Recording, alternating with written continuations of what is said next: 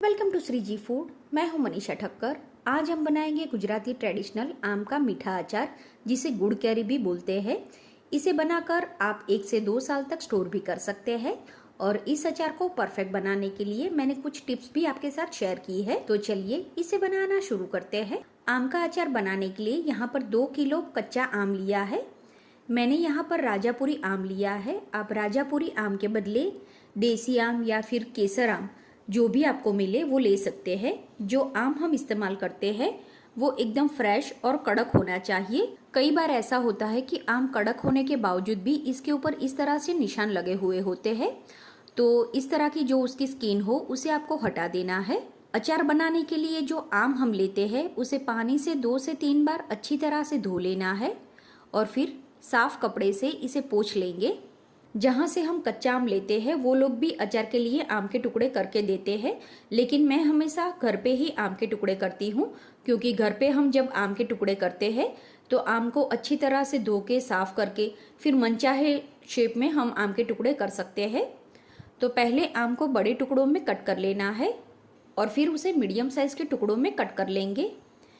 यहाँ पर मैंने आम को छिलके के साथ ही कट किया है। अगर आपको अचार में आम के सॉफ्ट टुकड़े चाहिए तो इसकी स्किन हटा दे और फिर उसे मीडियम साइज के टुकड़ों में कट करें। इस तरह से पहले सारा आम कट कर लेना है। जो आम हमने कट किया है उसे एक स्टील के बर्तन में ले लेंगे। हमेशा अचार बनाने के लिए स्टील का बर्तन ही इस्तेमाल करें। फिर इसमें 2 चम्मच नमक और 1 छोटा चम्मच हल्दी डालेंगे। फिर बर्तन को इस तरह से हिलाएं और आम के टुकड़ों को हल्दी और नमक के साथ अच्छी तरह से मिक्स कर ले। जब ये इस तरह से मिक्स हो जाए उसके बाद इसके ऊपर ढक्कन लगा दे और इसे 5 से 6 घंटा ऐसे ही रहने दे।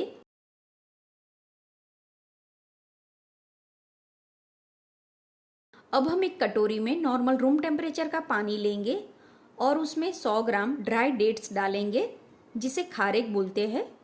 इसे हमें भिगाकर 5 से 6 घंटा रहने देना है। अगर आप अचार में खारेक नहीं डालना चाहते तो ये स्टेप स्किप कर दे। दूसरे दिन सुबह में हम आम के टुकड़ों को चेक करेंगे। तो सबसे पहले तो इसे अच्छी तरह से मिक्स कर लेना है। आप देख सकते हैं आम के टुकड़ों के साथ हल्दी और नमक अच्छी तरह से मिक्स हो गया है और जो नमक हमने इसमें डाला था उसका भी पानी अलग हो गया है। आम के टुकड़े को जब आप देखोगे तो इस तरह से उसका स्किन का कलर चेंज होता हुआ दिखेगा, मतलब कि आम का टुकड़ा अच्छी तरह से गल गया है।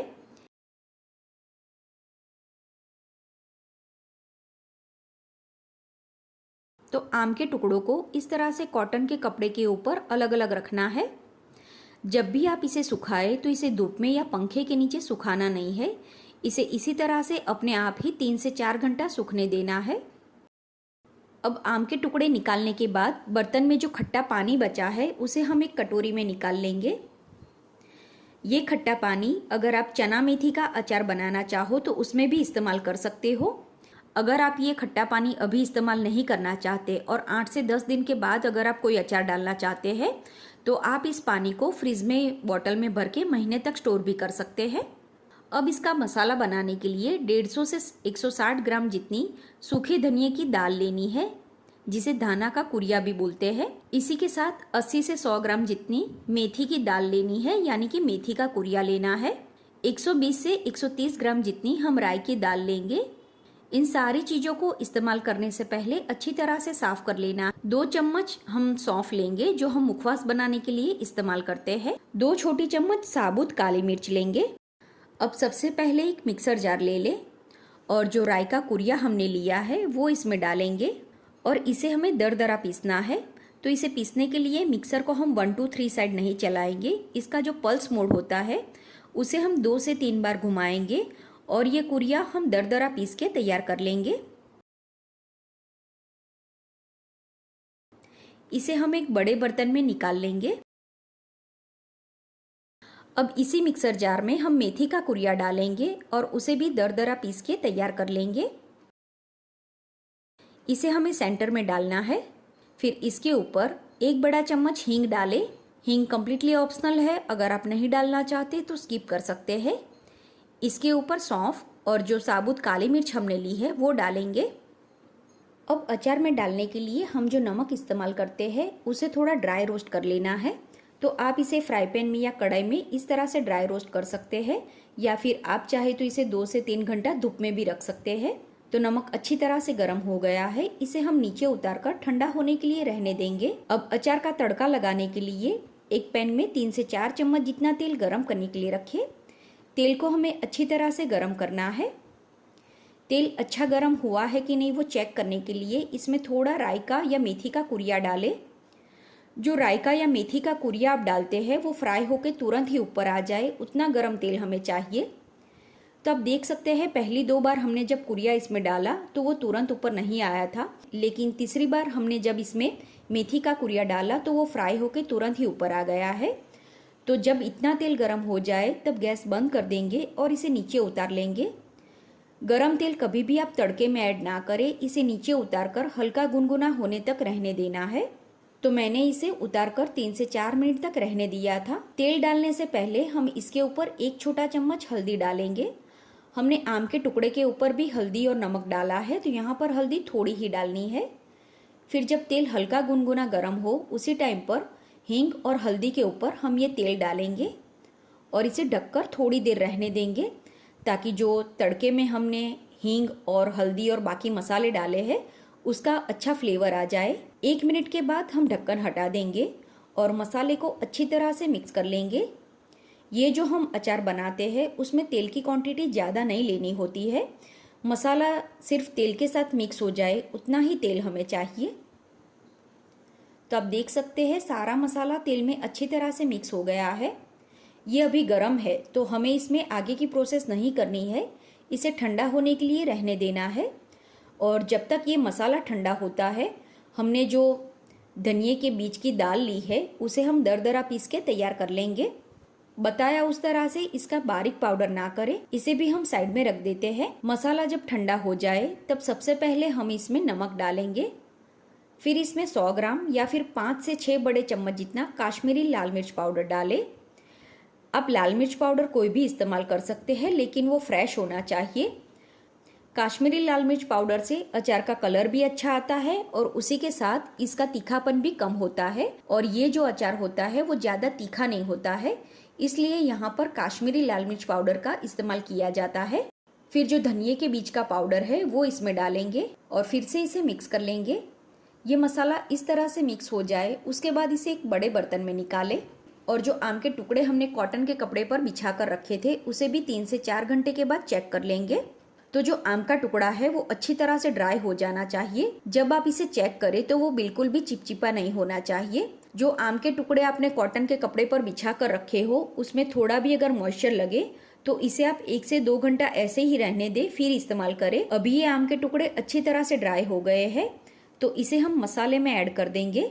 अब इसमें गुड़ ऐड करना है। तो यहाँ पर 1 किलो और 900 ग्राम गुड़ लिया है। इसमें मैं थोड़ी चीनी भी ऐड करने वाली हूँ, इसलिए गुड़ की क्वांटिटी कम रखी है। वैसे जितना हम आम लेते हैं उतना ही इसमें गुड़ इस्तेमाल किया जाता है। मतलब कि 2 किलो आम लिया है तो 2 किलो हमें गुड़ लेना है। तो अभी जो मैंने बर्तन लिया वो छोटा है, तो इसे मिक्स करने के लिए मैं इसे एक बड़े बर्तन में निकाल लेती हूँ। यहाँ पर हमें एल्यूमिनियम के बर्तन में अचार को रखना नहीं है। मैंने एल्यूमिनियम का बर्तन सिर्फ अचार को मिक्स करने के लिए इस्तेमाल किया है। अब हम इसमें 100 ग्राम जितनी चीनी डालेंगे। बताया उस तरह से आप सिर्फ गुड़ का इस्तेमाल करके भी ये अचार बना सकते हैं, लेकिन अगर आप इसमें थोड़ी चीनी डालोगे तो इस अचार का टेस्ट ज़्यादा अच्छा लगता है। तो आप थोड़ी चीनी डालकर ये जरूर ट्राई करें। फिर अचार को हम अच्छी तरह से मिक्स कर लेंगे। तो आप चाहे तो इसे स्पैचुला से भी मिक्स कर सकते हैं, लेकिन अगर आप इसे हाथ से मिक्स करोगे तो गुड़ इसमें अच्छी तरह से मिक्स हो जाता है। और जब भी अचार के लिए आप गुड़ लाए तो इस तरह का लाइट कलर का जो गुड़ हो वही इस्तेमाल करें। डार्क कलर का गुड़ आप इस्तेमाल करोगे तो अचार का कलर भी डार्क होगा। और गुड़ को हमें चूरा करके या फिर चाकू से चॉप करके इस्तेमाल करना है, ताकि वो अचार में अच्छी तरह से मिक्स हो जाए। अगर गुड़ के छोटे छोटे टुकड़े रह गए हैं तो उसे आप चॉप कर ले या फिर हाथ से दबा के इसे मिक्स कर ले। इस तरह से अचार मिक्स हो जाए तब फिर से हमें इसे स्टील के बर्तन में ले लेना है। और जब आप इसे स्टील के बर्तन में ले तो उसी साथ इसे हाथ से दबाते भी जाना है। इस तरह से हमें अचार को बर्तन में भर के पूरी रात के लिए रहने देना है। दूसरे दिन सुबह में सबसे पहले जो ड्राई डेट्स यानी कि खारेक हमने खट्टे पानी में भिगा कर रखी थी, उसे हमें पहले कॉटन के कपड़े पर निकाल देना है और 3 से 4 घंटा रहने देना है। उसके बाद अचार को हम चेक कर लेंगे। तो आप देख सकते हैं गुड़ और चीनी इसके साथ अच्छी तरह से मिक्स हो गया है, लेकिन अभी आपको ये दिखने में पतला लगेगा, लेकिन घबराने की बिल्कुल भी जरूरत नहीं है। जैसे जैसे ये अचार में जो कुरिया हमने डाला है वो पकता जाएगा, इसका जो ग्रेवी है वो भी गाढ़ा हो जाता है। तो जो खारेक हमने कॉटन के कपड़े पर निकाल कर रखा था वो भी इसमें ऐड कर देंगे। इसे अच्छी तरह से मिक्स कर ले। दूसरे दिन सुबह में फिर से हमें वही प्रोसेस करना है। अचार को अच्छी तरह से मिक्स कर लेना है। अचार को हिलाने के लिए आप स्पैचुला या कड़छी जो भी इस्तेमाल करते हैं वो एकदम सूखा होना चाहिए, उसमें बिल्कुल भी मॉइस्चर ना हो। फिर से इसे ढककर रहने दें। तीसरे दिन फिर से हम इसे मिक्स कर लेंगे। ये प्रोसेस हमें हर रोज़ करना है। इतना अचार बनने में 1 वीक जितना समय लग जाता है। तो अभी मैं आपको 5वें दिन का टेक्सचर दिखा रही हूँ। आप देख सकते हैं धीरे धीरे अचार गाढ़ा होने लगा है। अभी भी हमें इसे 1 से 2 दिन तक रहने देना है। तो फाइनली 7वें दिन ये हमारा अचार बनकर तैयार हो गया है। इस तरह से इसका गाढ़ा टेक्सचर आ जाएगा, इसमें बिल्कुल भी पानी अलग नहीं होगा। उसी के साथ आप देख सकते हैं जो आम का टुकड़ा हमने डाला है वो भी एकदम सॉफ्ट है। तो जितनी भी टिप्स मैंने वीडियो में बताई है वो फॉलो करके आप अगर ये अचार बनाओगे तो आपका भी अचार एकदम परफेक्ट बनेगा। इस तरह से जब अचार बन जाए उसके बाद आप इसे कांच की बोतल में भरकर इसे फ्रिज में रखते हैं तो फ्रिज में आप 2 साल तक इसे स्टोर कर सकते हैं। जितना भी अचार आपको रूटीन में चाहिए उतना आप छोटी बोतल में भरकर बाहर रख सकते हैं और बाकी का अचार आपको फ्रिज में रखना है। उम्मीद है आपको मेरा आज का वीडियो पसंद आया होगा। इसी तरह के और वीडियो देखने के लिए चैनल को सब्सक्राइब करना ना भूलें।